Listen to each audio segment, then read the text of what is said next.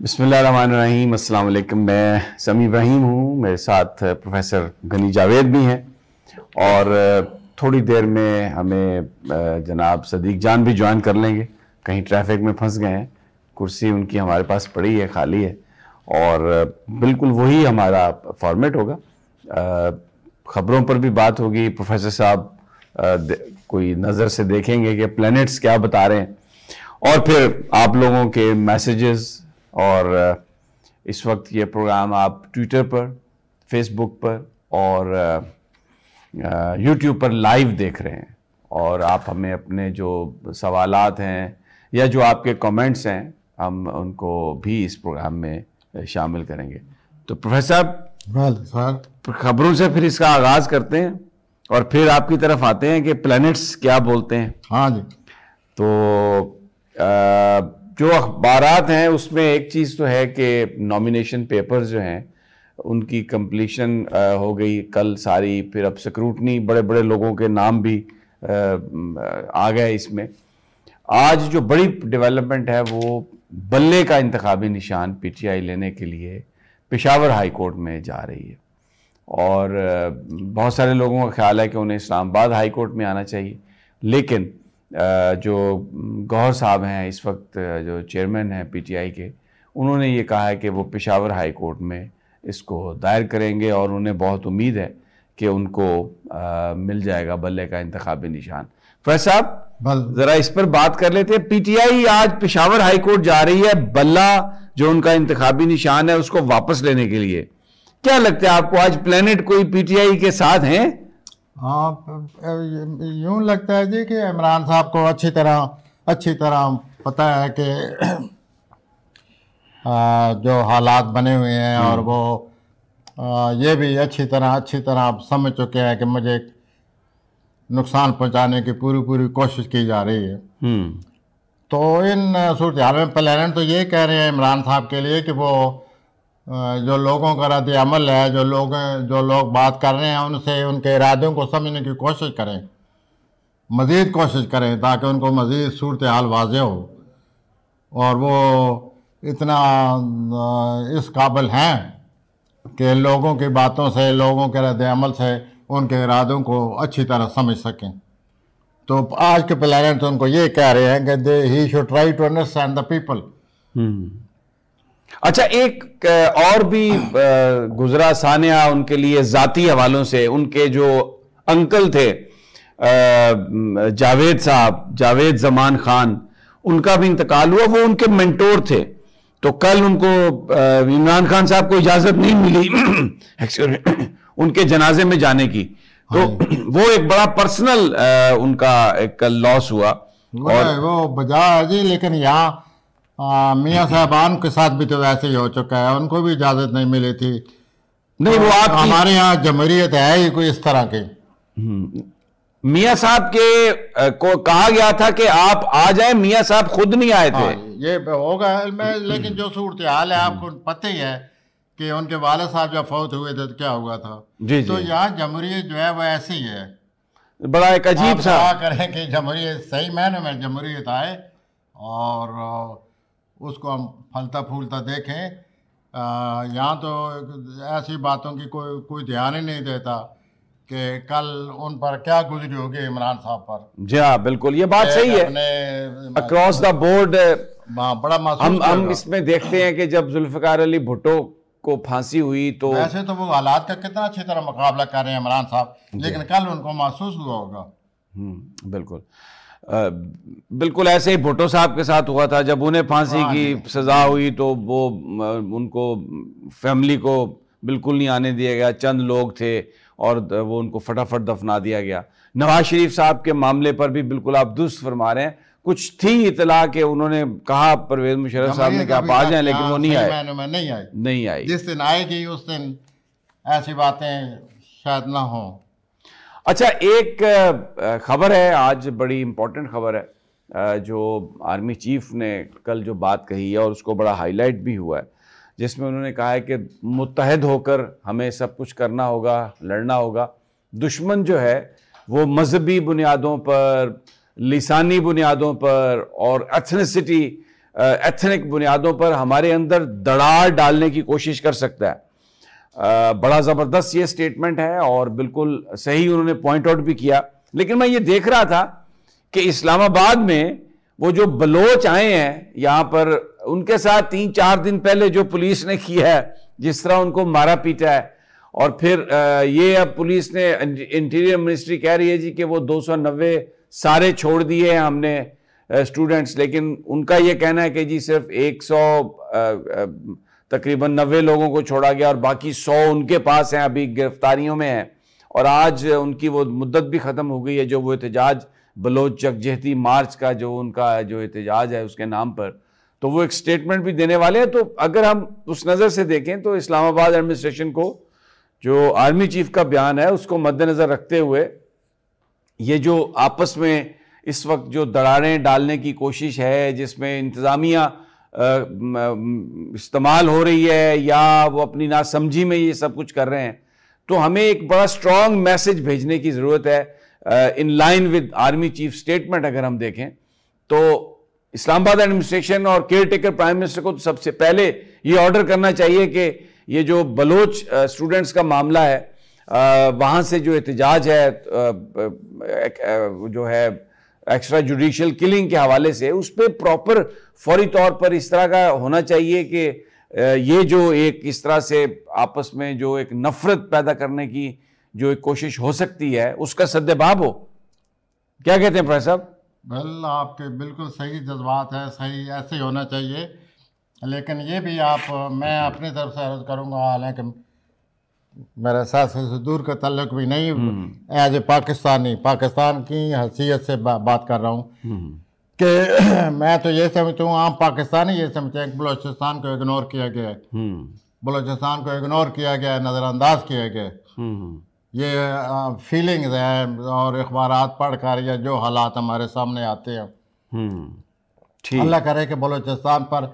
और मुझे प्लानट के रूप से मैं आपसे अर्ज़ करूँ, पाकिस्तान के जो मसाइल बनने वाले हैं उनमें एक अफ़गानिस्तान है, ये अपना बलूचिस्तान है, उसके बाद अफ़गानिस्तान है। ये प्लानट वाज़ेह सामने आ रहे हैं और ये 2024 में ये सब बातें सामने आ जाएंगी कि हमारे लिए जो बड़े बड़े प्रॉब्लम हैं सामने हमें घूरेंगे।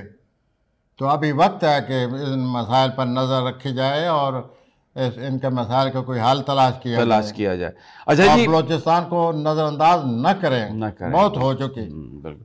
अच्छा, कुछ लोग हमारे साथ शामिल हुए हैं, उनको शेर मोहम्मद साहब हैं PTI घोटकी से, अब्दुल रशीद साहब हैं, वालेकुम अस्सलाम जी, मोहम्मद आमिर साहब वालेकुम अस्सलाम, जुनैद फ़ारूक साहब जी वालेकुम अस्सलाम, जाम इसहाक दुआएं दे रहे हैं जी वालेकुम अस्सलाम, इरशाद अहमद साहब वो भी, उनको भी अस्सलाम वालेकुम जी, सजाद अशरफ अबू अली वालेकुम अस्सलाम, इनलाइटनमेंट गनी भाई सलाम और खुश रहें, आपके लिए खसूसी सलाम है जनाब। अच्छा, ये हैं legends beginner professor Ghani Javed साहब, अस्सलाम वालेकुम, आपको सलाम दे रहे हैं जी। हाँ जी। अच्छा, मोहम्मद लियान वो ये कह रहे हैं कि मेरी डेट ऑफ बर्थ जो है वो 28/2001 है।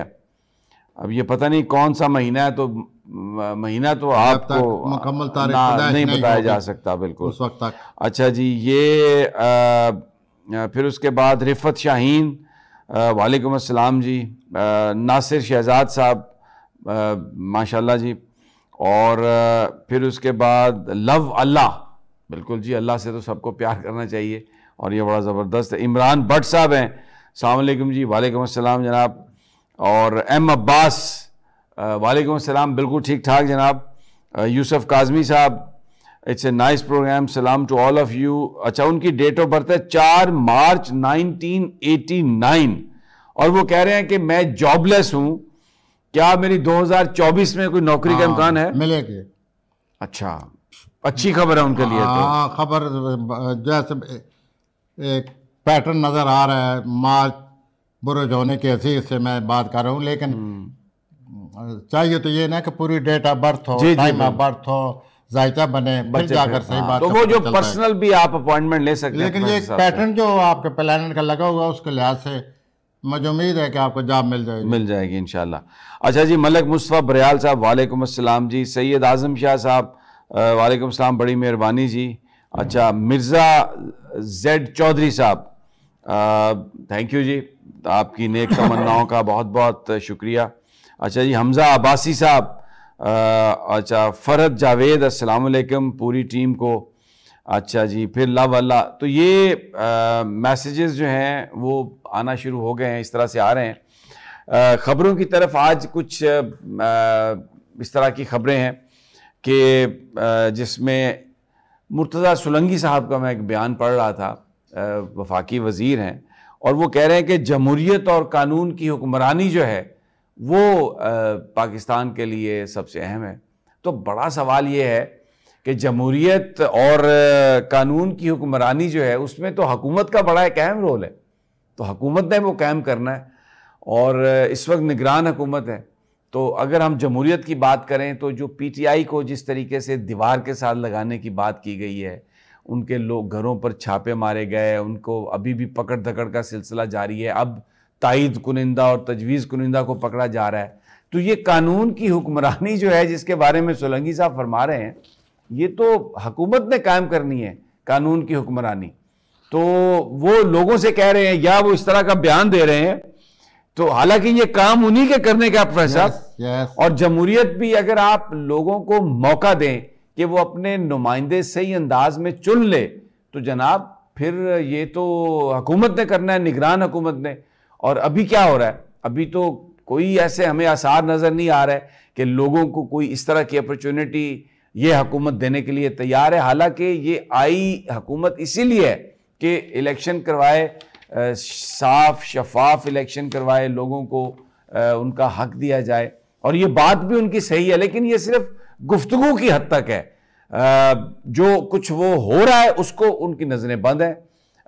जो ROs ने, DROs ने, जिन लोगों ने डिटेंशन ऑर्डर्स जारी किए MPO के तहत, जिन्होंने लोगों को मारा पीटा, और देखिए वीडियोस चल रही हैं, नकाबपोश जो हैं वो घरों में कूद रहे हैं दिन दिहाड़े, और उनके अगर लोग जो उनके हमसाए हैं वो उनसे सवाल करते हैं तो वो उनसे बाकायदा गुस्से में बात करते हैं, जैसे उन्हें कोई परवाह नहीं, उन्हें पता है कि कोई उन्हें पकड़ नहीं सकता। तो जनाब मुर्तज़ा सुलंगी साहब, बयान आप दे रहे हैं, वो आ जाते हैं, बयान तो आप देते रहते हैं, लेकिन अमली तौर पर तो कुछ करें, ये तो हुकूमत ने करना है। आप अमली तौर पे सिफर हैं, और गुफ्तगू जो है वो आपकी ऐसी ज़बरदस्त है, लेकिन अमली तौर पर आप सिफर हैं बिल्कुल। प्रोफेसर साहब, ये तो यानी खुद कर कुछ नहीं रहे, बस बयान ही दे रहे हैं। बोलते हैं कि पाकिस्तान में बहुत कुछ इस तरह का होता है जिससे इंसान हैरान हो जाता है कि ये सब कुछ क्या हो रहा है।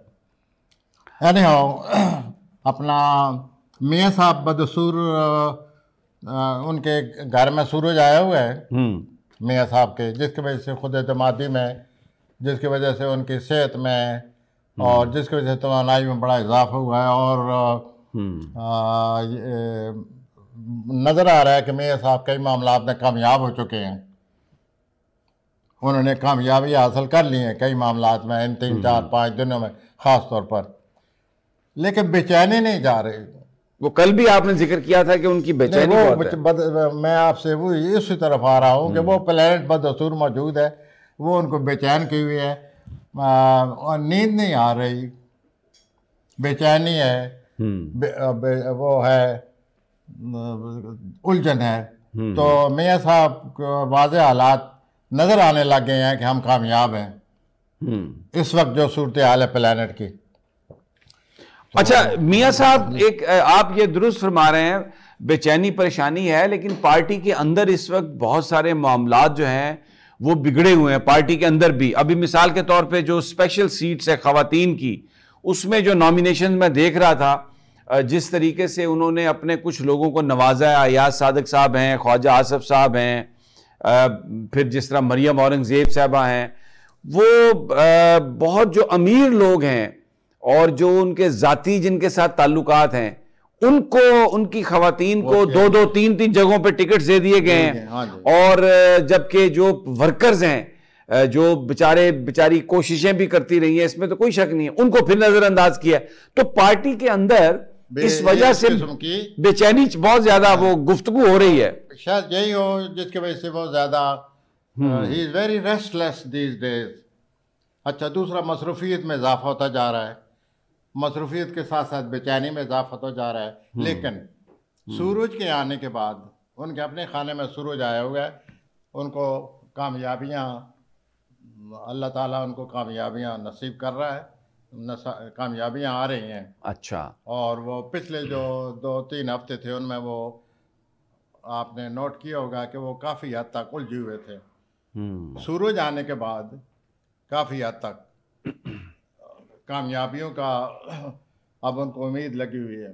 अच्छा, ये उम्मीद लग गई है। लेकिन जो आपने बेचैनी की वजूहात बताई हैं शायद यही हो कि उनके अंदर जो पार्टी के अंदर उन्होंने एक तरह की खलफशारी या एक तरह की बेचैनी फैलाई हुई है, वो अपनी जगह। अच्छा, लेकिन मियाँ साहब को कामयाबियाँ आ रही हैं। अब आपको पता होगा, आप बसीर साफ़ी कि किस तरह कैसे कामयाबियाँ आ रही हैं, यकीनन आपको इसका एहसास होगा। बज़ाहिर तो प्रोफेसर साहब सारी जो गेम लगी है वो मियाँ साहब को बनाने के लिए थी, लेकिन पिछले कोई 2-4 दिनों में अमली तौर पर जो पॉलिटिकल है सूरत हाल, उसमें कुछ तब्दीली है।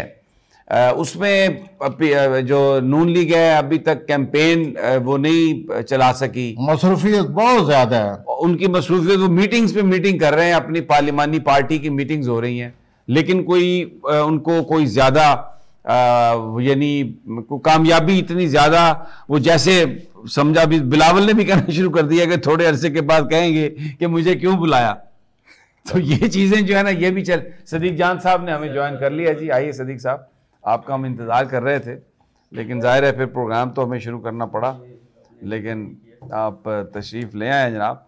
तो ये ज़रा सियासत पर भी बात हो रही थी, और जो प्रोफेसर साहब का जो सारा तज्जिया है उसको भी हम साथ ले रहे थे।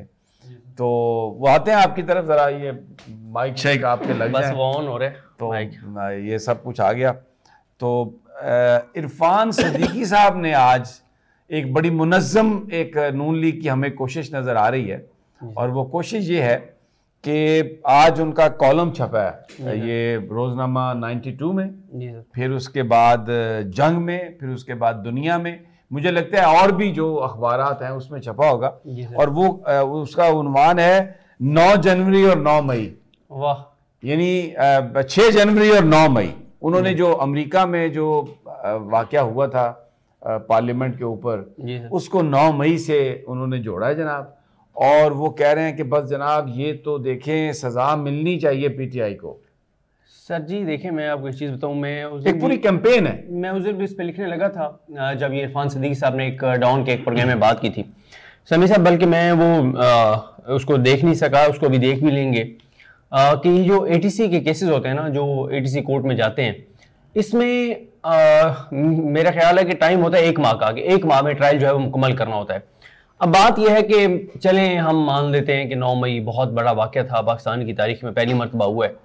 जब किसी भी मुल्क में इस तरह का वाक़या तारीख में पहली मरतबा होता है तो फिर रियासत की संजीदगी भी हमें उसी तरह से नजर आनी चाहिए। और रियासत की संजीदगी ये नहीं है कि पकड़ धकड़ उठा लो, जो बेगुनाह हैं उनको भी डाल दो, ये रियासत की संजीदगी नहीं है। रियासत की संजीदगी ये है कि केसेस, अगर कानून ये कहता है कि 1 माह में ट्रायल मुकम्मल होना है, तो समी इब्राहिम साहब मई, जून, जुलाई, अगस्त, सितंबर, अक्टूबर, नवंबर, दिसंबर, सर जी 8 माह गुजर गए, ठीक है। 9 जनवरी को जो है वो 9 माह पूरे हो जाएंगे। मुझे बताएं कि जब कानून ये कहता है कि किसी आम केस का जो ट्रायल है वो भी 1 माह में मुकम्मल होना है, ये तो बहुत ही संजीदा मामला था भाई। आप रात को अदालतें खोल लेते, आप शाम को अदालतें खोल लेते। वो जो जजेस हैं बेचारे, जो ज्यादातर इस तरह की केसेस सुन रहे हैं, वो चाबी वाले खिलौने हैं, उनको बिठाएं, वो 24 में से 25 घंटे बैठेंगे वो अदालत में। बात यह है कि 9 मई के जिम्मेदारान जो हैं अगर, और जो लोग गिरफ्तार हैं, उनके ट्रायल 8 माह में मुकम्मल ना होना, समी इब्राहिम साहब, इसके जिम्मेदार कौन है? नंबर 1 पंजाब हुकूमत। पंजाब हुकूमत किसके पास है? मोहसिन नकवी। दूसरा 14 अगस्त तो शहबाज शरीफ थे। सर मैं मुदाखलत कर रहा हूँ जी प्लीज। अगले महीने ये ज़हन में रखकर आप ये तबसरा करें या जो कुछ कह रहे हैं जिक्र फरमाएं। देखिए असल में जो प्रोफेसर साहब वायलेंस की बात कर रहे हैं, जाहिर है एक फ्रस्ट्रेशन तो लोगों के अंदर है, और एक पॉलिटिकल एक्टिविटीज़ भी अगर शुरू होंगी तो मुझे तो पॉलिटिकल एक्टिविटीज़ में काफ़ी चीज़ें लग रही हैं। जाहिर है मुखालिफ उम्मीदवार मैदान में होंगे, तकरीरें कर रहे होंगे। और अभी आपके आने से पहले हम बात कर रहे थे, सोलंकी साहब की स्टेटमेंट है कि जमहूरियत और कानून की हुक्मरानी, भाई ये किसने कायम करनी है? ये जो कुछ निगरानों ने किया पीटीआई के साथ, जिस तरीके से नॉमिनेशन पेपर्स में धांधली हुई है फाइल करने में, पकड़ धकड़ पर्चे, और अभी आपने जिक्र किया कि 8 महीने हो गए, तो ये कानून की हुक्मरानी और जमहूरियत, ये सिर्फ गुफ्तगू हो रही है। अमली तौर पर तो बिल्कुल इसके चीज़ें जो भी हैं इसकी मुखालफत में इसकी अपोजिट हो रही हैं। देखें ज़मीर साहब, इस वक्त ना अभी हमारे सामने वो खबर चल रही है कि स्टॉक एक्सचेंज जो है ना वो तकरीबन को 1000 पॉइंट गिर गई है। ठीक है, गो के है ये भी एक गोरख धंधा है एलीट का, ग्लोबल कैसीनो है। और एक इसमें ये है कि आपने पहले आर्टिफिशियल तरीके से, मसनूई तरीके से इसको आप ले गए 67,000 पे, लोग पैसे बनाते हैं, ठीक है, और अब वो तेजी से जो है वो नीचे गिर रहा है। अच्छा, और ये क्योंकि अभी इब्तिदा है, ये हमारा लाइव होता है, जाहिर है अगर कोई शाम को देख रहा होगा तो हो सकता है ये कोई 400-500 पॉइंट ऊपर चली गई हो। ठीक है, ये तो हम लाइव एक सिचुएशन की बात कर रहे हैं। दूसरा, अभी डॉलर भी थोड़ा सा ऊपर गया है। बात यह है समीर साहब के मुआशी सूरत हाल हमारी ठीक नहीं है, मुआशी मामलात हमारे ठीक नहीं है, नजर आ रहा है, मतलब जिसकी आंखें नहीं है उसको भी नजर आ रहा है कि सूरत हाल क्या है। अवाम के लिए महंगाई है, तबाही है, बर्बादी है, गुर्बत है, बेरोजगारी है, मुश्किल हालात हैं, बिजली महंगी है, गैस महंगी है। समीर साहब, कल जो हमने किया 4500 मेगावाट इस वक्त शदीद सर्दी में जो है वो कमी हो गई है, ज्यादा शिद्दत से आ रही है। ठीक है, वो ज़ाहिर है पॉलिटिकल एक्टिविटी क्योंकि शहर होगी, तूल पकड़ेगी। बाकी आपसे मेरी ये जो प्रोफेसर बात कर रहे हैं के रूस है कि आप बलोचिस्तान जिक्र करें कि बलोचिस्तान को नजरअंदाज न किया जाए, वरना बहुत बड़ा मसला बनने वाला है। बलूचिस्तान में तो पूरे बलूचिस्तान में एहतजाज चल रहा है। और जो प्रोफेसर बात कर रहे हैं, देखिए, मैं ये जो बात अभी आपके आने से पहले मैं नाज़रीन से माजरत खाऊं क्योंकि अब सदीक जान दोबारा आए हैं, यानी अभी आए हैं, तो आर्मी चीफ ने कहा कि दड़ाड़ जो है ना ये लिसानी बुनियादों पर और ग्रुप्स बनाकर ये दुश्मन करेगा, तो भाई उसको फिर कामयाब ना अगर वो ना हो और उसको नाकाम बनाने के लिए तो कुछ एक्शन चाहिए ना। अब ये जो इस्लामाबाद में जो कुछ हो रहा है, इंतजामिया ने जो कुछ किया है इन मुजाहिरीन के साथ, तो उन्होंने तो फिर जो नफरत की आग है उसको बढ़ाया बलूचिस्तान में, और पूरा बलूचिस्तान जो है वो, तो ये तो निगरान वज़ीर आज़म जवाब दे हैं काकड़ साहब, और यहाँ पर इस्लामाबाद की पुलिस जवाब दे कि उन्होंने जिस तरीके से मारा पीटा सर्दी की रात में, कैनन फेंके पानी के, तो इससे तो जो मैसेज गया उस पर पूरा बलूचिस्तान सरापा एहतजाज है इस वक्त। समी साहब, मैं ये बात पहले कर चुका हूँ, अब क्योंकि इसका रेलिवेंस आई है दोबारा कर रहा हूँ। मैं कहता हूँ जब वो पहुंचे थे यहाँ पे प्रेस क्लब के बाहर, अगर प्राइम मिनिस्टर ऑफिस की गाड़ियां आ जाती 10 बड़ी गाड़ियां आ जाती, भाई आपके पास 500 गाड़ियां प्राइम मिनिस्टर ऑफिस की, 10 गाड़ियां आ जाती और कहते हैं जब प्राइम मिनिस्टर ने आपको कहा कि जी आप वहां पे आए, साथ ही फुटेजेस आ जाती कि प्राइम मिनिस्टर ऑफिस में जनाब देगे खाने खाबे ये वो, और उनको आप गरीब बेचारे सफर करके आए, आपने ग्रीट कर रहे हैं जी, और उधर खाने तैयार हो रहे हैं जनाब, उनको लेने आ गए। अगर एक लम्हे के लिए हम फर्ज करते हैं कि वो ना जाते, पूरे पाकिस्तान की हमदर्दियां हुकूमत के साथ चली जाती कि यार ये होती है बात, और वो लोग फिर एक्सपोज हो जाते। ठीक है, पहली बात। दूसरी बात यह है कि समी साहब, अगर एक बात मैं झूठा हूं, आप सच्चे हैं, आप कहेंगे सदीक जान लाइव कैमरे पे बैठेंगे, तुम भी बात करोगे मैं भी बात करूंगा, लोग फैसला करेंगे। बात यह है कि अगर वो झूठे हैं, जो आए हैं वो फैमिलीज आई हैं, ठीक है, अगर वो झूठी हैं, आप सारे चैनल्स को बुलाएं, आपके सारे चैनल लाइव जाएंगे, उन्हें निकालो अपनी लिस्ट, ये तुमको तो लापता, इसका ये मामला, ये लापता, ये वहां चला गया, इसका मामला। हाँ, इसमें कोई शक नहीं है, कुछ लोग ऐसे होंगे जो शायद कहीं चले गए होंगे, लेकिन वो कितने ही होंगे। बात यह है कि अगर 2500 लोगों का मामला है तो उनमें से 5, 10, 15, 20 होंगे। दूसरी बात यह है कि देखें, रियासत माँ, जब हम कहते हैं कि रियासत माँ की तरह होती है, तो माँ बच्चा अगर कभी नाजायज बात भी कर रहा हो तो उसकी बात सुनती है ना। और इसमें मैं बड़ी इसकी रेलेवेंट है ये जो इरफान सदीकी साहब और नून लीग जो कुछ कर रही है ना, आज हर अखबार के इदारती सफ़े में इन्होंने 6 जनवरी और 9 मई को मिला के तो तहरीक इंसाफ के खिलाफ, जो सबसे बड़ी पॉपुलर पार्टी है इस वक्त पाकिस्तान की, जिसका लीडर भी जेल में बंद किया हुआ है, हज़ारों कारकुन अंदर हैं, कि इनके खिलाफ कार्रवाई की जाए। तो ये जो कार्रवाई है ये तो दरारें और गहरी करेगी। ये कार्रवाई तो कोई आपस में जख्म नहीं जोड़ सकती, वो तो मरहम तो नहीं रख सकती। अगर आप इतनी बड़ी पार्टी को, आज वो पेशावर हाईकोर्ट तो जा रहे हैं, बल्ले का निशान छीन लिया आपने उनकी, उसका नुकसान क्या हुआ? जो मखसूस नशिस्तें थी वो पीटीआई से उन्होंने छीनना इसका मकसद था। तो ये कोई लेवल प्लेइंग फील्ड है क्या? इससे जमहूरियत, सोलंकी साहब क्या इससे, और काकड़ साहब, क्या इससे जमहूरियत मजबूत होगी? ये तो बिल्कुल आप जमहूरियत को और आइन को नीचे से उसकी जड़ से उखाड़ने की कोशिश कर रहे हैं। लेकिन समीर साहब बात यह है कि हाँ जी, मैं एक और आपसे अर्ज करूं। जी प्रोफेसर। कल एक साहब मुझे अफगानिस्तान की जो तारीख पैदाइश है वो लेकर आए कि ये इसका जायचा बनाए। एज ए पाकिस्तानी वो बहुत ज़्यादा बेचैन कंसर्न थे उनके जज्बात में। तो वो जो नक्शा में जो तारीख पैदाइश लाए, मैं ये आप चूँकि ज़्यादा इस मामले में तबसरा कर रहे हैं इसलिए आपसे अर्ज कर रहा हूँ कि अफगानिस्तान बहुत बड़ा मसला बनने वाला है। उसकी तारीख पैदाइश के मुताबिक हम जब इकट्ठे बैठते हैं अमूमन पीटीआई और पीडीएम के हवाले से बात करते हैं, यूं हो रहा है, यूं होने वाला है, यूं टेंशन बढ़ेगी, अगले महीने ये हो जाएगा। लेकिन उस तारीख पैदाइश को देखने के बाद, उस तारीख पैदाइश को पढ़ने के बाद अगर वो तारीख पैदाइश सही है, वही है, तो वो हालात बहुत ख़राब नज़र आ रहे हैं मेरे लिए। वो ऐसा लगता है जैसे सबसे पहले हमें अब अफगानिस्तान से निपटना पड़ेगा। इस सिलसिले में अगर आप कोई अपने तजिया जो किए हुए आपने वो सामने लाएं। अच्छा, इसमें आज मुशाहिद साहब के हवाले से एक खबर छपी हुई है कि ईरान में वो एक कॉन्फ्रेंस के लिए गए हुए हैं, तो वहाँ पर उनकी मुलाकात हुई है जो इस वक्त तालिबान हुकूमत है उनके एक डिप्टी वजीर से। तो उन्होंने ये बताया कि जो टीटीपी के साथ हमारे जो गुफ्तगू है वो बड़ी जा रही थी, मीनिंगफुल थी और तकरीबन एक मुआहदा होने वाला था, लेकिन उन अफगानियों ने ये इल्ज़ाम लगाया कि पाकिस्तान बैकआउट कर गया। मुझे अब इसकी समझ तो नहीं आती, कोई इसमें कोई वजह होगी। और मुशाहिद साहब ने भी यही कहा कि उनके पास तो कोई ऐसा तरीका नहीं है कि वो इसकी तस्दीक या तरदीद कर सकें, लेकिन पाकिस्तान तो हमेशा से गुफ्तगू की बात करता रहा है। But that needs to be seen कि ये बाज़-औक़ात कोई गैप ऑफ कम्युनिकेशन आ जाता है या क्या है। मुझे नहीं समझ आई इस बात की, लेकिन जैसे प्रोफेसर साहब कह रहे हैं जो हम पर हमले हो रहे हैं उसमें अफगान जो सरजमीन है उसको वो इस्तेमाल हो रही है। हर प्रोग्राम में अफगानिस्तान और बलूचिस्तान के मसले पर उसका जायजा लें और उसका एहसास दिलाएं हुक्मरानों को कि वहाँ क्या होने वाला है।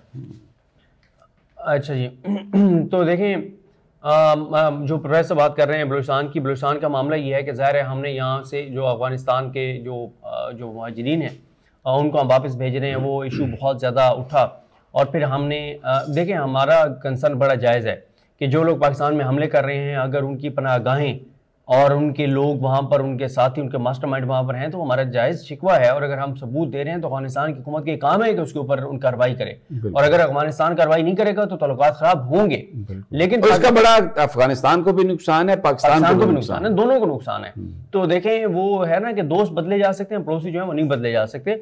तो ये बार मामला है जिसको दोनों मुल्कों को बड़ी संजीदगी से देखना होगा, जज्बात से नहीं, बड़ी सोच समझ और बड़े तदब्बुर से देखना होगा। और जो अच्छा एक बात मैं नाजरीन से कि इंटरनेट बड़ा स्लो कर दिया गया। अब ये पता नहीं हमारा इंटरनेट स्लो हुआ है या पूरे पाकिस्तान का स्लो है, लेकिन हमारी जो क्योंकि ये इसको हम रिकॉर्डिंग को बाद में लगाएंगे, लेकिन मैं आपसे ये अर्ज़ कर रहा हूँ कि बहुत स्लो नेट है, कभी इतना स्लो हुआ नहीं। तो ये भी टेक्नोलॉजी जो है ना बड़ी इस्तेमाल करना आती है पाकिस्तानियों को कि कहाँ पर उन्होंने इस्तेमाल करनी है, तो वो चीज़ों को तेज़ करने की बजाय इधर स्लो ही कर रहे हैं। शायद हमारी आवाज़ जो है उसको दबाने की कोशिश है कि हमारा वो आपके साथ जो इंटरेक्शन होती है वो ना हो सके, लेकिन बहरहाल हम ये प्रोग्राम तो करते रहेंगे बिल्कुल। अच्छा जी, पॉलिटिकली एक बात जो मैं बाद में आऊँगा प्रोफेसर साहब की तरफ आपसे, बिलावल भुट्टो लियारी से भाग गए हैं। उन्होंने अपनी सियासत का आगाज लियारी से किया था, अब वो 2 नशिस्तों से लड़ रहे हैं, गंबर से और लाड़काना से। और आसफा भुट्टो ने भी नॉमिनेशन पेपर जो है वो अपने नहीं कराए। उनके प्लानर ये कह रहे हैं बिलावल साहब के कि हर मामले में ज़रूरत से ज़्यादा आगे बढ़ते जा रहे हैं। अच्छा, प्लानर उनके ये कह रहे हैं। और आपको पता है कि excess of everything is bad, और वो बहुत ज़्यादा आगे बढ़ रहे हैं, प्लानर ये कह रहे हैं। बाकी आप अपने तजिया है, जायज़ा है, वो आप मेरी इस बात या मेरी इस प्लानिटरी जो सामने चीज़ आई हुई आप इस पर आप तजिया कर सकते हैं या आवाम तक अपने ख्यालात पहुंचा सकते हैं। कि वो बहुत ज्यादा आगे बढ़ रहे हैं हर मसले में। बस लियारी के तो ऊपर से गुजर गए हैं। ये इसकी वजह देखिए शहरी हलकों से उन्हें पता है इस वक्त शहरी हलकों से पत्नी और किसी शहरी हलके से वो लड़ रहे हैं या नहीं लड़े, क्योंकि अंदरूनी सिंध की सूरत हाल कुछ और है। शहरी हलकों में जो है सूरत हाल बहुत ही ज़्यादा ख़राब है। लेकिन मेरी तो जिससे बात हुई वो कहते हैं कि जिनको आप देही इलाके समझते हैं कि वहाँ पे चीज़ें उस तरह से नहीं है, वहाँ शहरों से ज़्यादा हालात इनके लिए ख़राब हैं। तो देखिए बहरहाल समी साहब आज के दिन बहुत इंपॉर्टेंट है 4, 5, 6 हवालों से। आज सबसे पहले तो ज़ाहिर है बल्ले के निशान के ऊपर PTI जो है वो पेशावर कोर्ट जा रही है। दूसरा आज साइफर केस में जो अडियाला जेल में वो ये है कि अगर ये जिरा करते हैं तो जज साहब अगर आज 10 घंटे समाअत करते हैं, कल तक अगर वो फैसला सुना देते हैं तो फिर तो ज़ाहिर है उनके पास कोई वो नहीं है ऑर्डर ऐसा रुकने का क्योंकि अब 28 दिसंबर को मियां गुल हसन औरंगज़ेब साहब जो है वो समाअत करने जा रहे हैं। दूसरा इमरान खान साहब। अच्छा ये मुझे ज़रा बयान करें कि एक तरफ हाई कोर्ट हफ्ते की तारीख दे रही है और दूसरी जानब साइफर का जो ट्रायल कोर्ट है वो दिन रात लगा हुआ है, तो ये जजेस को नजर नहीं आता ये इतनी लंबी तारीख देना भी तो एक तरह से फैसिलिटेट करना ही है ना। देखिए बात यह है कि जब लास्ट हियरिंग हुई थी फ्राइडे को तो अटॉर्नी जनरल क्योंकि बिजी थे सुप्रीम कोर्ट में तो अटॉर्नी जनरल पेश नहीं हो सके थे हाई कोर्ट में, और PTI का भी बाद में कोई वकील उसने जाके ये इस्तदा ही नहीं की कि सर आप जुमेरात को ना रखें, सर आप मंगल को रख लें। PTI का भी कोई वकील वहाँ पे उसने इस्तदा ये नहीं की जो मुझे पता चला। ठीक है नहीं ये तो मैं आपकी बात से तो ऐसा लगा कि इसकी सारी रिस्पॉन्सिबिलिटी PTI के पास है कि उन्होंने ये कल का तो मामला नहीं है। इससे पहले हमने देखा जो ट्रायल किया उन्होंने हुमायूं दिलावर साहब ने तोशा खाना का, उसमें भी ऐसे ही हुआ, अब ये जो है उसमें भी ऐसे ही हो रहा है। तो PTI के वकील तो बेचारे जा रहे हैं हर जगह इस्तदा कर रहे हैं, उनकी बात ही नहीं कोई सुन रहा। और उसमें ये जो चीजें इस तरह की अदालतों से जो लीक होती हैं या जो बात आती है कि जी वो दरख्वास्त, भाई जहां पे दरखास्तें दी वहां पर क्या फैसले हुए मुझे ये बताइए। उसको और इसको आप जो है वो एक साथ नहीं मिला सकते। क्यों? इसमें क्या बात है? मैं वो अर्ज कर रहा हूँ वो सारे केसेस आमिर फारूक साहब के पास थे और ये केस मियां गुल हसन औरंगजेब साहब के पास है।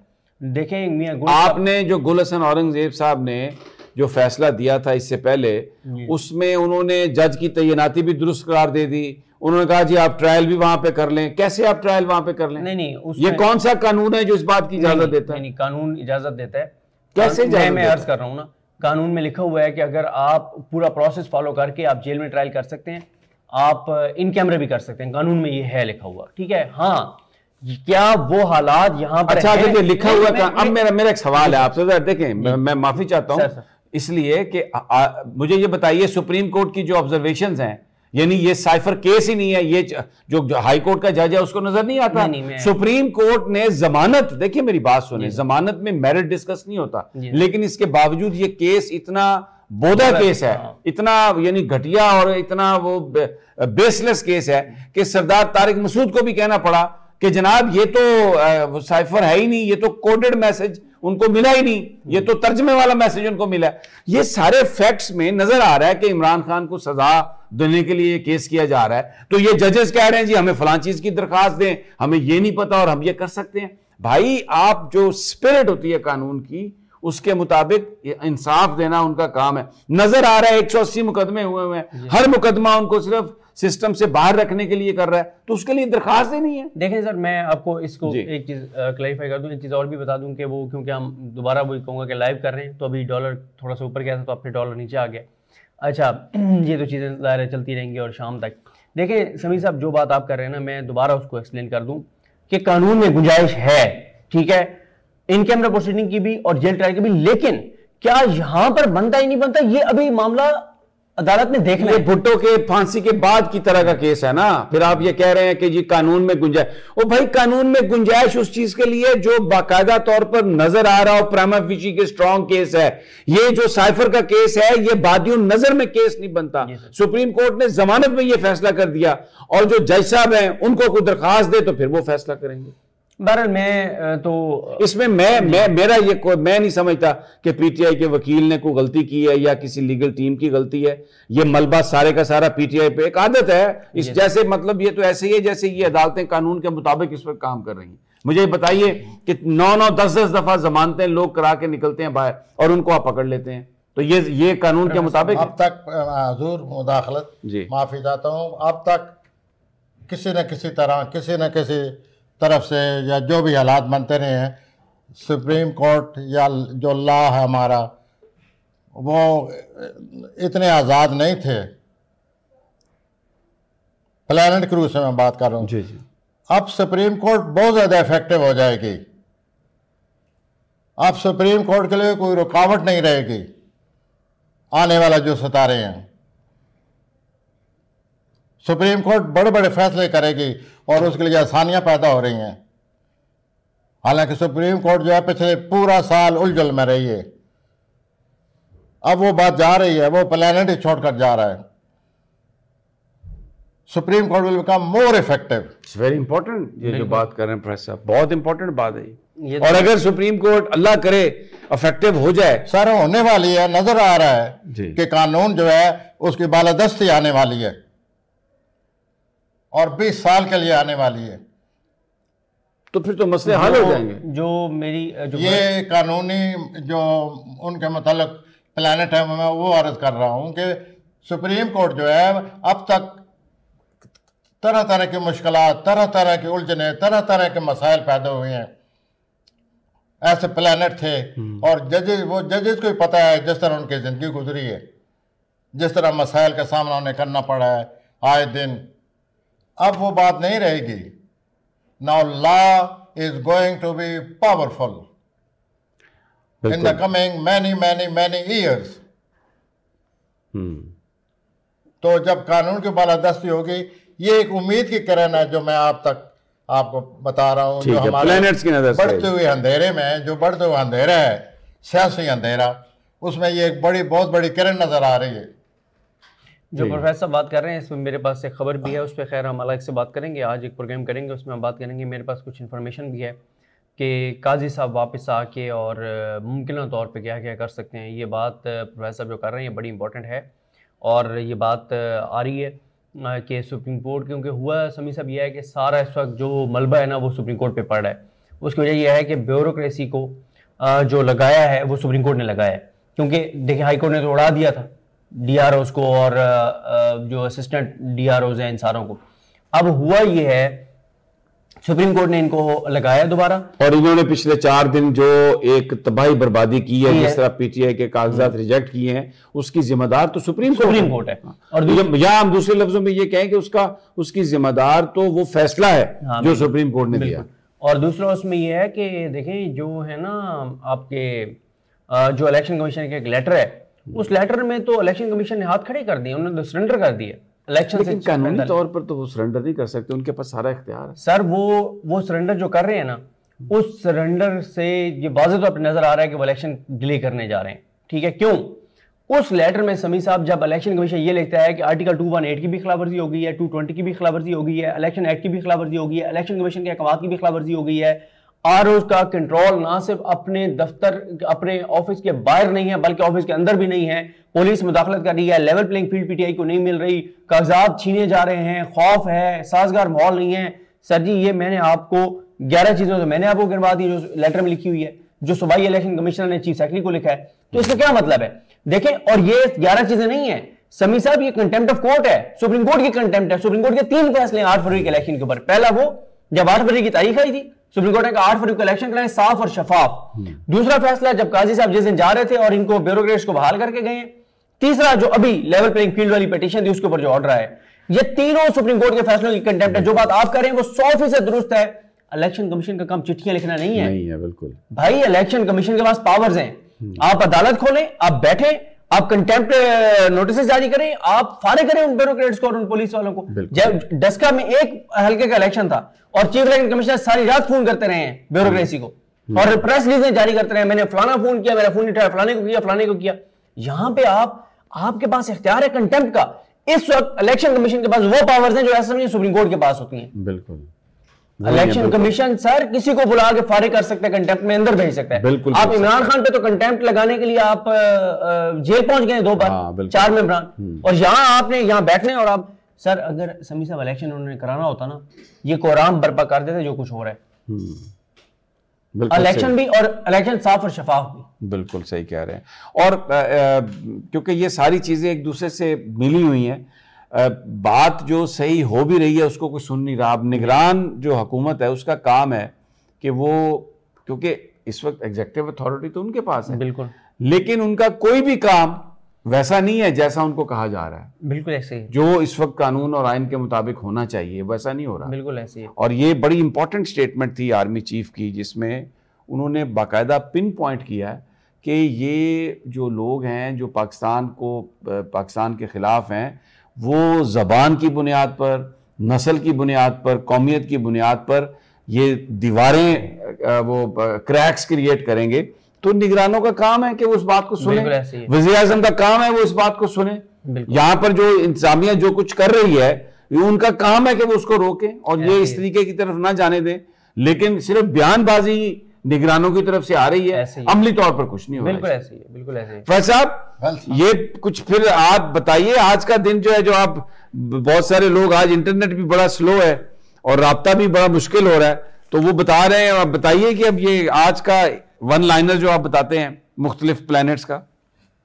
ये आपने सब कुछ बता ही दिया है। बहरहाल जो जाती हारोस्कोप हैं हर एक की, उसके मुताबिक जो हालात बनते हैं मैं याद कर देता हूँ। तो हमले अफराद, आप तो कुछ दिनों से बड़े बागी हैं, बड़े मूड में आए हुए हैं, बड़े एजिटेशन है, सख्त मूड आपका।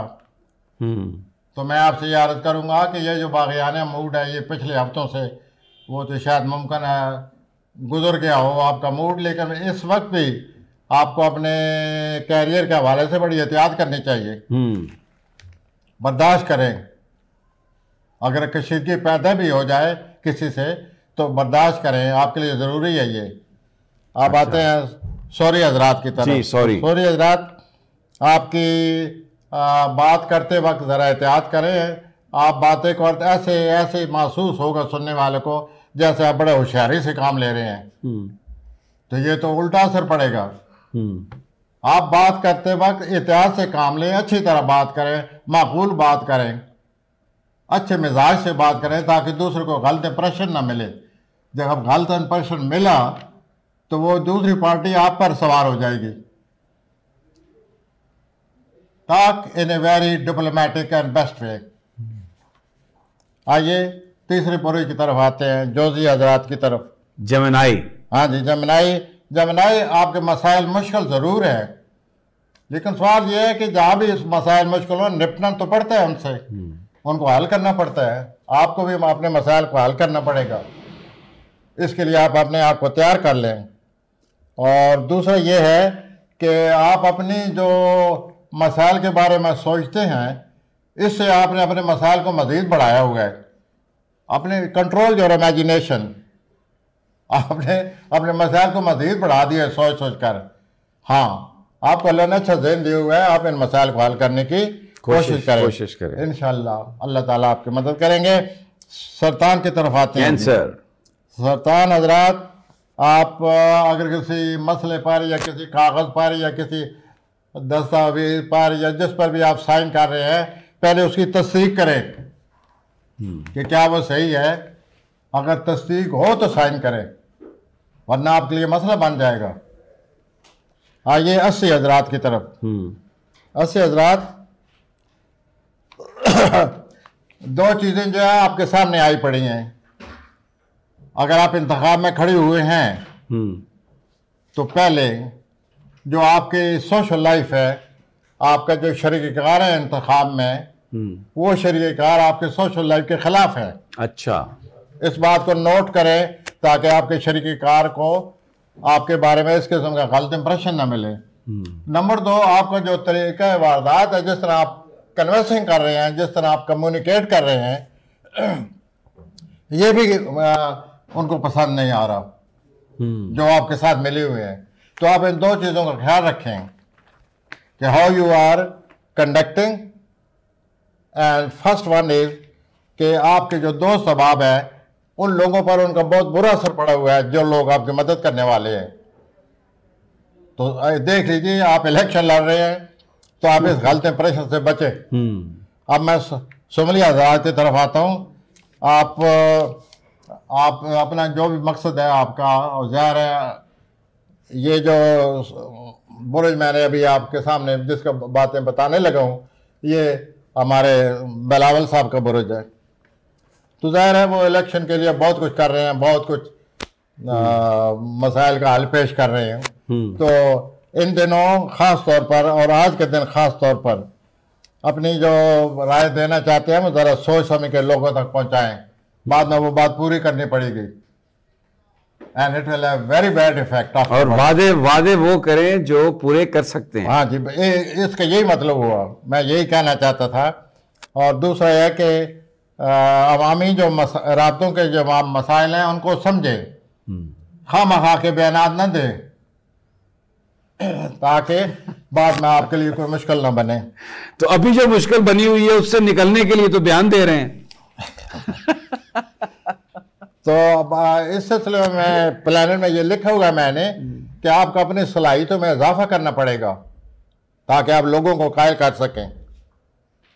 अगर ये ना हो सका, यू आर इन ट्रबल। आइए मीज़ान की तरफ। मिज़ानी अफराद, आप ये सही समझे हुए हैं कि मेरे लिए परेशानी के मुझे लोग परेशान कर रहे हैं और मेरे लिए मुश्किलात पैदा की जा रही हैं, ये सही है। लेकिन दूसरे प्लैनेट ये भी आपको कह रहे हैं कि लोग अपना रद्द-ए-अमल, आपको अगर रद्द-ए-अमल लोगों का आपको पता चल जाए, लोगों का रद्द-ए-अमल देखिए, लोगों के रद्द-ए-अमल को देखते हुए उनके इरादों को भांपिए।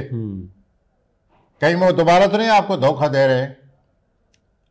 आपको याद होगा कि पहले हम कई दफ़ा इमरान साहब से कहा करते थे कि आप धोखे मारने वाले हैं, आपके साथ ही आपको धोखा देंगे, और धोखा दिया। अब फिर मार्च में फिर होने वाला है उनके साथ कोई इस किस्म का। तो मैं इसलिए ये अर्ज़ कर रहा था कि आप लोगों के इरादों को भांपने की कोशिश करें। कभी हजरात, आप जिस तरह काम करते हैं और जिस तरह से आपकी सोच है उसको आपको बदलना पड़ेगा। लेकिन इससे भी ज़्यादा बात यह सामने आ रही है कि कुछ लोग आपसे कह रहे हैं कि आप उनके नक्शे कदम पर चलें, उनको फॉलो करें। आप बड़े सख्त तबीयत के मालिक हैं। मुझे तो ऐसा लगता है आप उनको बहुत बुरा जवाब देंगे, रद्द अमल का इजहार करेंगे कि खबरदार मेरे बारे में ये सोचा कि मैं आप लोगों के पीछे चलूंगा। आइए कौसी हजरात की तरफ। कौसी हजरात, आप बड़े एक अजीब मूड में हैं इन दिनों। ये कुछ दिन मूड आपका रहेगा, बाद में आपको दोबारा सोचना पड़ेगा इस सिलसिले में। और माली तौर पर भी आप किसी मसले को सुलझाने की कोशिश कर रहे हैं, सोचें और माली मसले को सुलझाने की कोशिश करें। ये आपके लिए बहुत ज़रूरी है, वरना बाद में आपके लिए कोई माली मसला बन सकता है। आप इस पर गौर करें और इसको माली मामलात को संभालने की कोशिश करें। जितना सोच सकें उतने ही काम में।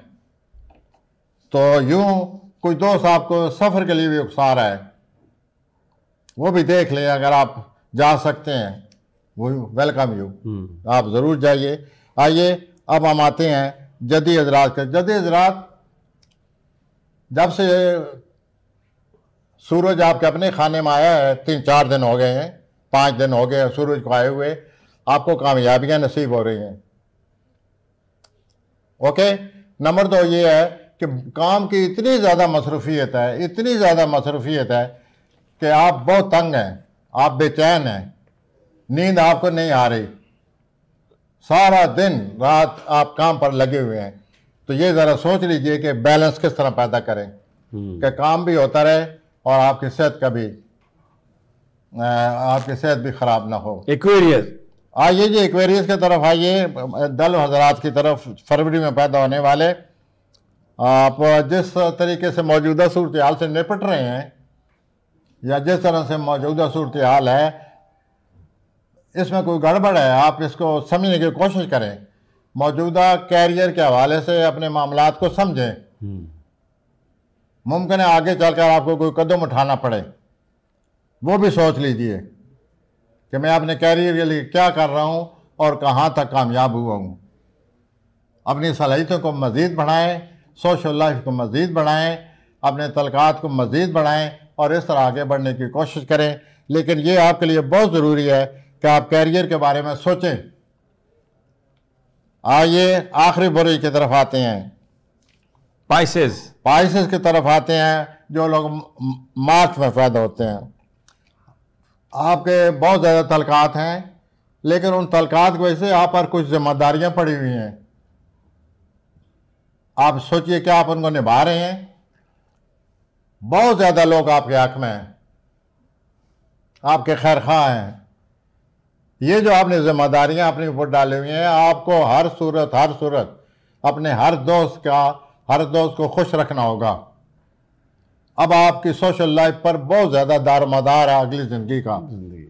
अगर आपने इस सोशल लाइफ में दोस्त आपको छोड़ने लग गए तो आप बड़ी परेशान कुन सूरत हाल की तरफ जा रहे हैं। दोस्त को पकड़िए और इस सिलसिले में अपनी हर जिम्मेदारी पूरी करें, ताकि जो दोस्त आपका साथ दे रहे हैं वो आपके साथ रहें। बिल्कुल। उनकी मौजूदगी और उनका साथ देना आपके लिए बहुत ही मुबारक साबित होगा।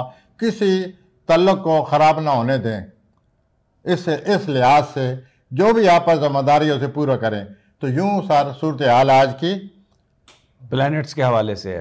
अच्छा, एक जो हालात हैं वो जी बाकी सदीक जान का तबसरा। और एक बात मैं कहूँ कि इतना ज़्यादा आपको वेलकम कहा है लोगों ने, इतना ज़्यादा, इससे अंदाज़ा होता है कि आप तो यूट्यूब के इमरान खान हैं। इतना ज़्यादा माशाल्लाह अल्लाह ताला ने आपको इज़्ज़त दी है और लोग इतना आपको उन्होंने वेलकम किया। अच्छा, एक और बात आपके हवाले से चल रही थी, वो भी तो ज़रा देखें कि हामिद मीर साहब से आपने माफ़ी मांगी है। देखिए, जहाँ पर भी कोई इख्तलाफ हो या किसी का दिल दुखा हो तो माफ़ी मांगना बहुत अच्छी बात है। इंसान दिल बड़ा होना चाहिए और जो अपने आप जो सॉरी बोलता है उसी की इज़्ज़त में भी इजाफा होता है और ये एक अच्छी चीज़ है। मैं फिर देख रहा था हामिद मीर साहब का भी एक ट्वीट था कि शुक्रिया सदीक जान, उन्होंने भी खैर वो की बात। क्या इशू क्या था आपके, क्या हुआ क्या था? बहुत सारे लोगों ने मुझसे पूछा, मुझे नहीं पता था। देखिए, हुआ ये कि मैं जब यूट्यूब पे आया तो मैं ये करता होता था कि मैं मतलब एक तरह का अपना एनालिसिस करता था कि जब कोई खबर देता था कि मैं कहता था ये ठीक है या गलत है, या मैं कहता था कि ये दुरुस्त नहीं है, या ये मतलब जो भी मेरा एक राय थी।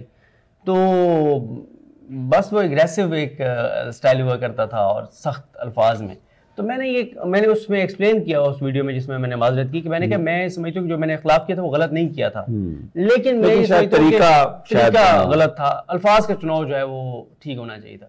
और इख्लाफ आइंदा भी करूंगा, लेकिन वही बात है कि एक एहतराम के दायरे में रह के अल्फाज का चुनाव ठीक होना चाहिए। तो इसलिए मैंने उनसे माजरत की कि वो मेरे अल्फाज जो है वो मुनासिब नहीं हुआ करते थे। नहीं, बड़ा अच्छा हुआ वो, क्योंकि उनका भी मैंने देख रहा था हामिद मीर साहब ने, वैसे भी अमूमी तौर पर ग्रुपिंग तो हर जगह होती है, होनी भी चाहिए, ये जमहूरियत की खूबसूरती है।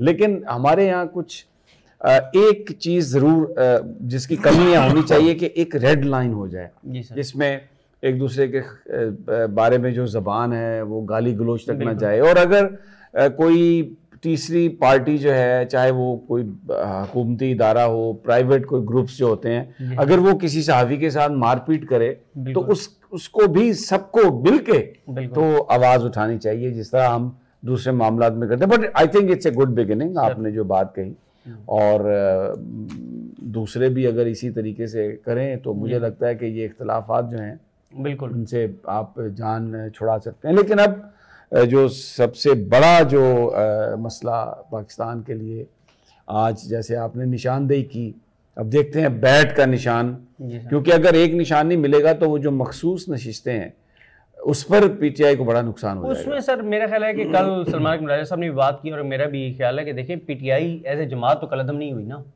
लेकिन अगर आप एक सिंबल पर इलेक्शन नहीं लड़ेंगे ना तो फिर आपको वो उसमें कबाहतें कानूनी पैदा हो सकती हैं। पीटीआई के पास बहुत से प्लान हैं।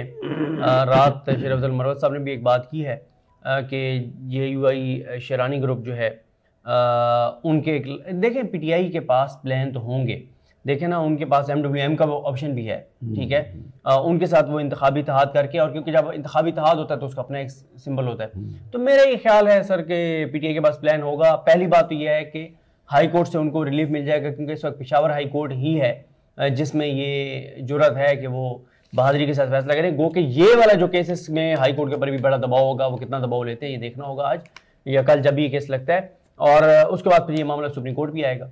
सुप्रीम कोर्ट भी आएगा। बहरहाल आज मतलब इस वक्त सूरत हाल जो है, आम आदमी जो है उसको कुछ नहीं मिल रहा। मैं अभी पढ़ रहा था, यहाँ पर सब्जी मंडी के ताजर हैं बाबू सफदर, उनको गोली मार दिया, और तो वो चोरी डकैती। मैं उसमें आज जो कराची में जो डॉन का इदारिया बड़ा ज़बरदस्त है, मॉब वायलेंस की बात उन्होंने की है, वहाँ पे लिंचिंग हो रही है और विजिलेंटे जस्टिस वो वहाँ पर कोरंगी में और 2-3 जगहों पर वहाँ लोगों ने खुद चोरों को, डाकुओं को पकड़ के मार दिया। तो ये एक लॉलेसनेस जो है, इसमें बहुत सारे लोग मासूम भी हो सकते हैं, उन्होंने शायद जुर्म ना भी किया, उनको भी सजा, और फिर ये काम तो रियासत का और अदालतों का है, लेकिन आम आदमी नहीं कर सकता। इसमें ये पहलू भी देखें कि लोगों का अदालतों पर इतना अदम एतमाद हो गया कि लोग कानून खुद हाथ में ले रहे हैं, अदालत पुलिस पे। This is what I am trying to से।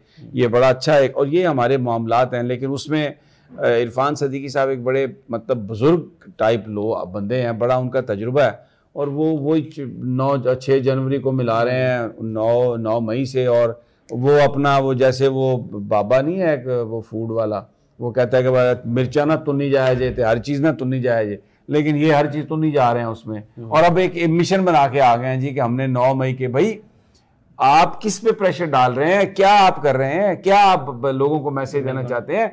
आर्मी चीफ तो ये कह रहे हैं कि दरारें जो है लोग डालेंगे, दुश्मन कुव्वतें, तो उसको खत्म करना है, और ये जो है इरफान सदीकी साहब ये वो कैंची लेके तो जहां जो मिल रहा है उसको काट रहे हैं यूं। तो ये कोई मतलब समझदार लोगों से आप तवक्को करते हैं कि वो समझदारी की बात करें? नहीं, वो समझदारी की बात करते हैं, लेकिन जब उनको ये कहा जाए कि आप अगले सदर पाकिस्तान होंगे तो फिर उनको जल्दी तो होगी ना कि सुंजी जन गलियां दे विच मियां नवाज शरीफ ते इरफान सदीकी फिरे। एक खबर जो बड़ी अफसोसनाक, वो निसार कादरी साहब, बड़े ज़बरदस्त अदाकार, उनका इंतकाल हुआ 84 ईयर्स की एज में, और क्या उनकी खूबसूरत अदाकारी, रेडियो पाकिस्तान से उन्होंने आगाज़ किया था। ये बिल्कुल हमारे हीरोज़ हैं एक्चुअली, इस तरह के लोग जो करैक्टर वाले भी थे, जिन्होंने प्लेज में भी काम किया तब। और उस ज़माने में, आजकल तो बहुत पैसे मिल जाते हैं ना, लेकिन उस ज़माने में वो ड्रामे में काम करते रहे, लोगों के लिए एंटरटेनमेंट देते रहे, जब उस फील्ड में कोई इतनी ज़्यादा पेमेंट नहीं होती थी। बड़ा ज़बरदस्त उन्होंने वो किया। तो जनाब, अब आज माफ़ी मैं चाहता हूँ इसलिए कि इंटरनेट स्लो था, कर दिया गया, मुझे नहीं पता, जिस पर आपके जो हमें सवालात जो हैं वो मिलने में बड़ी प्रॉब्लम हुई है। हम अब कोशिश करेंगे अगले 1-2 दिनों में कि एक लैंडलाइन हो जिसका हम नंबर दें और वो टेलीफोन कॉल हम ले सकें इन मैसेजेस के साथ साथ, ताकि अगर कोई दोबारा इंटरनेट स्लो हो तो फिर उससे हम इस प्रॉब्लम पर ओवरकम करें। लेकिन मैसेजेस मुझे नज़र आ रहा है जो अभी डिलीवर हो रहे हैं बहुत ज़्यादा थे। आपकी मोहब्बतों का बहुत बहुत शुक्रिया, और हमें अपनी आरा से आगाह करते रहें। इंशाल्लाह उनको इनकॉर्पोरेट करने की हम कोशिश करेंगे। तो मुझे, प्रोफेसर साहब को और सदीक जान को इजाज़त, कल फिर इंशाल्लाह मुलाकात होगी, और इंशाल्लाह आपको इंतज़ार नहीं करना पड़ेगा, सदीक जान टाइम पे आ जाएंगे। अल्लाह हाफिज़ जी।